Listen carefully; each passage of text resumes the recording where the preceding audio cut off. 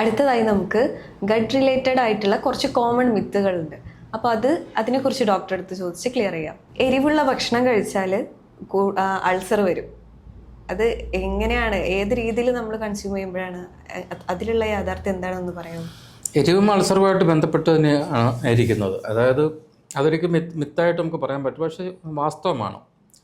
അപ്പോൾ നമ്മുടെ ആമാശയത്തിനെ ആവരണം ചെയ്തുകൊണ്ടുള്ള ഒരു മ്യൂക്കസ് മെംബ്രെയിൻ ഉണ്ട്. നമ്മുടെ സ്കിന്നിന് പോലെ ആമാശയത്തെ ആവരണം ചെയ്തുകൊണ്ട് ഒരു സ്കിന്നുണ്ട് അവിടെ.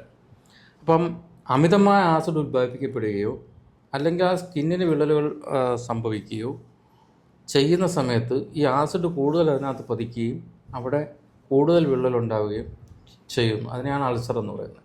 അൾസർ എന്ന പദം സത്യം പറഞ്ഞാൽ നമ്മൾ വ്യാപകമായിട്ട് ഉപയോഗിക്കുന്നത് ആമാശയത്തിലുണ്ടാകുന്ന അൾസറിനെയാണ്. പക്ഷേ ഏത് ശരീരത്തിൻ്റെ ആവരണത്തിലും, ഉള്ളിലാവട്ടെ പുറത്താവട്ടെ, സ്കിന്നിലാവട്ടെ, ഒരു ബ്രീച്ച്, അതായത് ഒരു വിടവ് ഉണ്ടാവുന്നതിനെയാണ് അൾസർ എന്ന് പറയുന്നത്. സയൻസ് അങ്ങനെയാണ് പറയുന്നത്. നമ്മുടെ മുറിവുണ്ടായാലും അതൊരു അൾസറാണ്, അവിടെ തനിയെ വ്രണം ഉണ്ടായാലും അത് അൾസറാണ്, സ്കിന്നിലുണ്ടാകുന്നത് പോലും അൾസറാണ്.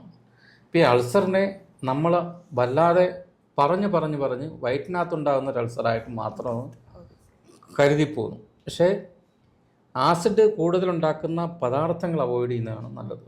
ആസിഡ് കൂടുതലുണ്ടാക്കുന്ന പദാർത്ഥങ്ങൾ, പ്രത്യേകിച്ച് ആഹാര പദാർത്ഥങ്ങൾ എന്ന് പറയുന്നത് കൂടുതലും മുളക് ചേരുന്ന, എരിവ് ചേരുന്ന പദാർത്ഥങ്ങളും, അതേപോലെ മസാലപ്പൊടി മസാലകൾ നമ്മൾ കൂടുതലായിട്ട് ഉപയോഗിക്കുന്ന കൂട്ടത്തിലാണ് നമ്മൾ.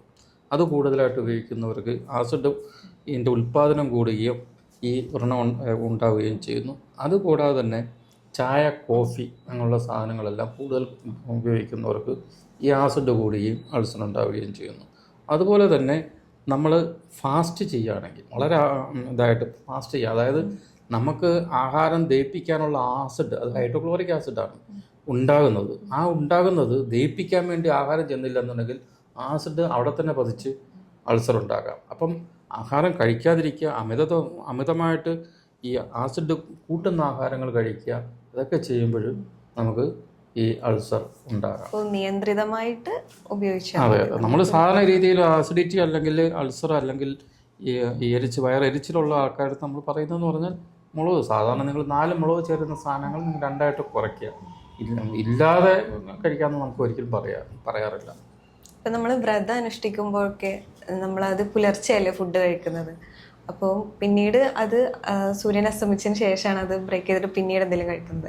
അപ്പം അന്നേരം സത്യം പറഞ്ഞാൽ അങ്ങനെയുള്ള രോഗികൾ, അതായത് അൾസർ ഉണ്ടാവാൻ സാധ്യതയുള്ള രോഗികളോട് അവരടുത്ത് നമ്മൾ പറയുന്നതെന്ന് പറഞ്ഞാൽ, നിങ്ങൾക്ക് ഈ ഒരു പ്രയാസം ഉള്ളത് കൊണ്ട് ഈ ഫാസ്റ്റിംഗ് നല്ലതല്ല. ഇനി അഥവാ നിങ്ങൾക്ക് കമ്പൽസറി ആയിട്ട് മതപരമായിട്ട് നിർദ്ദേശങ്ങളുണ്ടെന്നെങ്കിൽ 3-4 ദിവസം ഫാസ്റ്റ് ചെയ്ത് നോക്കുക. അത് കഴിഞ്ഞിട്ട് നിങ്ങൾക്ക് പറ്റുന്നില്ല എന്നുണ്ടെങ്കിൽ മരുന്ന് കഴിക്കുക, പിന്നെ ഫാസ്റ്റിംഗ് നിർത്തുക എന്നാണ് നമ്മൾ പറയാറ്. ഈ പുലർച്ചെ അതിനു വേണ്ടി കഴിക്കുന്ന ഭക്ഷണങ്ങളിൽ എന്തെങ്കിലും ശ്രദ്ധിച്ചാൽ മതിയാവോ? അതിനകത്ത് ഇതുപോലെ ഈ സ്പൈസി ആഹാരങ്ങൾ കഴിയുന്നതും കുറയ്ക്കുക. കൂടുതലും നമുക്ക് അതിനകത്ത് ഈ പച്ചക്കറികൾ ചേരുന്ന ആഹാരങ്ങൾ കൂടുതൽ ഉപയോഗിക്കുക. മാംസങ്ങൾ ഉപയോഗിക്കേണ്ടെന്നല്ല പറഞ്ഞാൽ, അതിനകത്തുള്ള സ്പൈസസ് കുറയ്ക്കുക എന്നുള്ളതാണ്.